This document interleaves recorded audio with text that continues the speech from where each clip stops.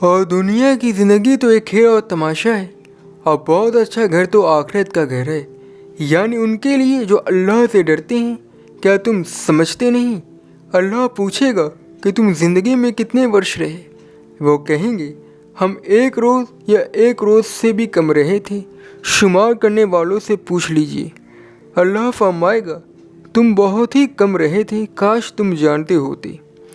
کیا تم یہ خیال کرتے ہو کہ ہم نے تم کو بے مقصد پیدا کیا ہے، اور یہ کہ تم ہمارے پاس لوٹ کر نہیں آؤ گے؟ ہر شخص کو موت کا مزہ چکھنا ہے، اور تم کو قیامت کے دن تمہارے اعمال کا پورا بدلہ دیا جائے گا۔ جو شخص دوزخ سے دور رکھا گیا اور جنت میں داخل کیا گیا، وہ مراد کو پہنچ گیا۔ اور دنیا کی زندگی تو دھوکے کا سامان ہے۔ جن لوگوں نے اپنے دین کو کھیل اور تماشا بنا رکھا ہے اور دنیا کی زندگی ان کو دھوکے میں ڈال رکھا ہے، ان سے کچھ کام نہ رکھو۔ ہاں، اس قرآن کے ذریعے ان کو نصیحت کرتے رہو، تاکہ قیامت کے دن کوئی اپنے اعمال کی سزا میں ہلاکت میں نہ ڈالا جائے۔ اس روز اللہ کے سوا اس کا نہ کوئی دوست ہوگا اور نہ سفارش کرنے والا، اور اگر وہ ہر چیز جو روح زمین پر ہے بطور معاوضہ دینا چاہے تو وہ اسے قبول کرو۔ یہی لوگ ہیں جو اپنے اعمال میں ہلاکت میں ڈالے گئے، سو ان کے لیے پینے کو کھولتا ہوا پانی اور دکھ دینے والا عذاب ہے، اس لیے کہ کفر کرتے تھے۔ مال اور بیٹے تو دنیا کی زندگی کی رونق اور زینت ہے، اور نیکیاں جو باقی رہنے والی ہیں وہ ثواب کے لحاظ سے اور تمہارے پروردگار کے یہاں بہت اچھی اور امید کے لحاظ سے بہت بہتر ہے۔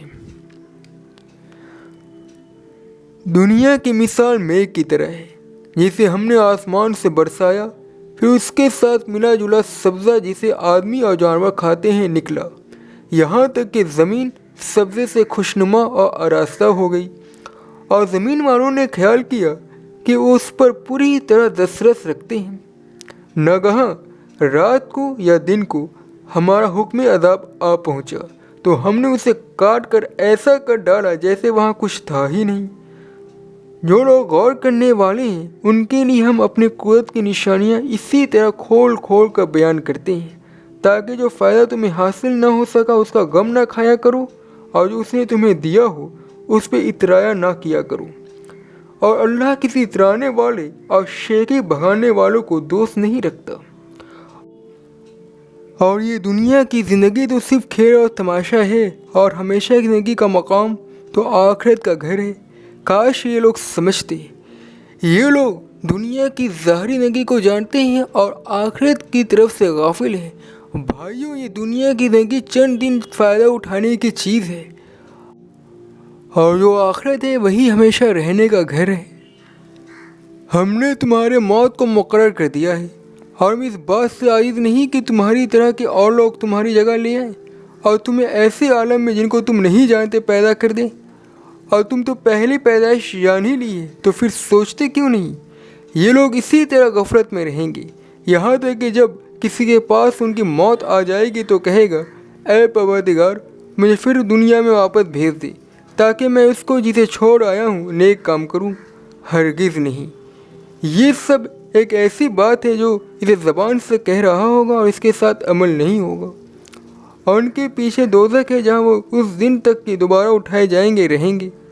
یہ وہ دن ہے جس سے تو غافل ہو رہا تھا، اب ہم نے تجھ پر سے پردہ اٹھا دیا، تو آج تیری نگاہ تیز ہے۔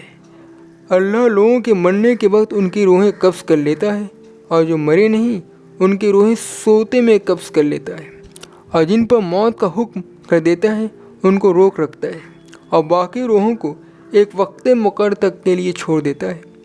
جو غور و فکر کرتے ہیں ان کی اس میں نشانیاں ہیں۔